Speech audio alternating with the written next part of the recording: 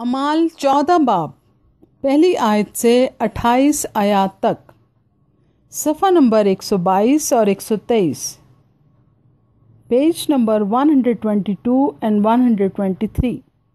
अमाल 14 बाब पहली आयत से 28 आयत तक। पाकलाम में यो महरकूम है, और अकोनियम में ऐसा हुआ कि वो साथ साथ यहूदियों के इबादत खाना में गए और ऐसी तकरीर की कि यहूदियों और यूनानियों दोनों की एक बड़ी जमायत ईमान ले आई। मगर नाफरमान यहूदियों ने गैर कौमों के दिलों में जोश पैदा करके उनको भाइयों की तरफ से बदगुमान कर दिया। बस वो बहुत अरसा तक वहाँ रहे और खुदावंद के भरोसे पर दिलेरी से कलाम करते थे, और वो उनके हाथों से निशान और अजीब काम कराकर अपने फजल के कलाम की गवाही देता था।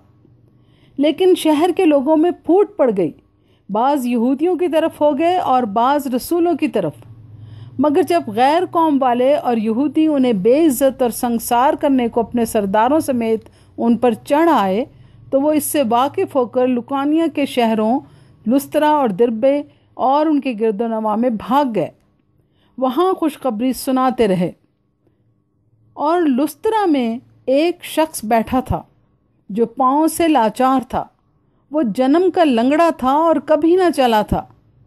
वो पौलुस को बातें करते सुन रहा था, और जब इसने उसकी तरफ गौर करके देखा कि उसमें शिफा पाने के लायक ईमान है, तो बड़ी आवाज़ से कहा कि अपने पाँव के बल सीधा खड़ा हो जा। बस वो उछलकर चलने फिरने लगा। लोगों ने पौलुस का ये काम देखकर लुकानिया की बोली में बुलंद आवाज से कहा कि आदमियों की सूरत में देवता उतर के हमारे पास आए हैं। और उन्होंने बरनबास को ज़ेउस कहा और पौलुस को हर्मिस, इसलिए कि ये कलाम करने में सबकत रखता था।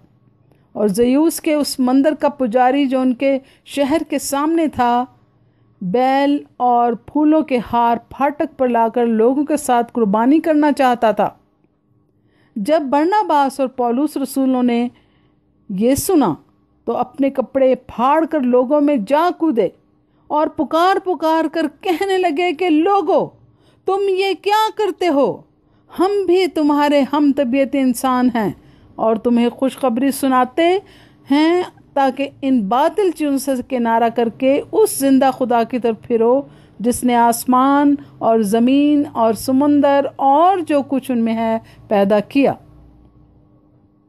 उसने अगले ज़माना में सब कौमों को अपनी अपनी राह चलने दिया, तो भी उसने अपने आप को बेगवाह ना छोड़ा।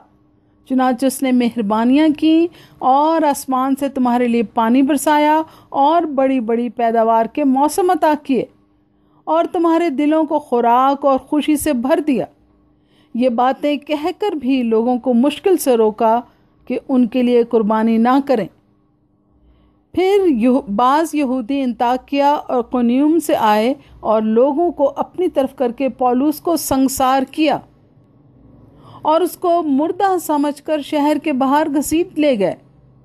मगर जब शागिर्द उसके गिरदा गिर्द आ खड़े हुए, तो वो उठकर शहर में आया और दूसरे दिन बरनबास के साथ दरबे को चला गया।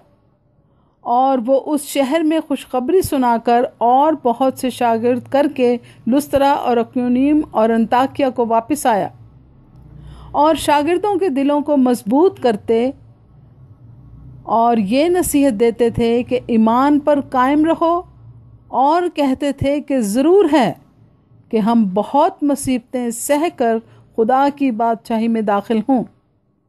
और उन्होंने हर एक कलीसिया में उनके लिए बुज़ुर्गों को मुकर्रर किया और रोज़ा से दुआ करके उन्हें खुदावंद के सुपुर्द किया जिस पर वो ईमान लाए थे। और पस्तिया में से होते हुए पंफिलिया में पहुँचे और पिरगा में कलाम सुनाकर अतलिया को गए, और वहाँ से जहाज़ पर उस अंताकिया में आए जहाँ उस काम के लिए जो उन्होंने अब पूरा किया खुदा के फजल के सुपुर्द किए गए थे।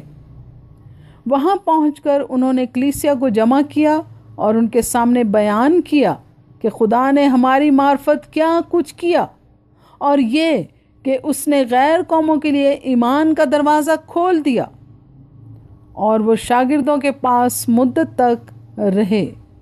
آمین۔ خدا کے پاک کلام کے پڑھے اور سنے جانے کے وسیلہ سے سب سننے والوں کو بہت برکت ملے۔ آمین۔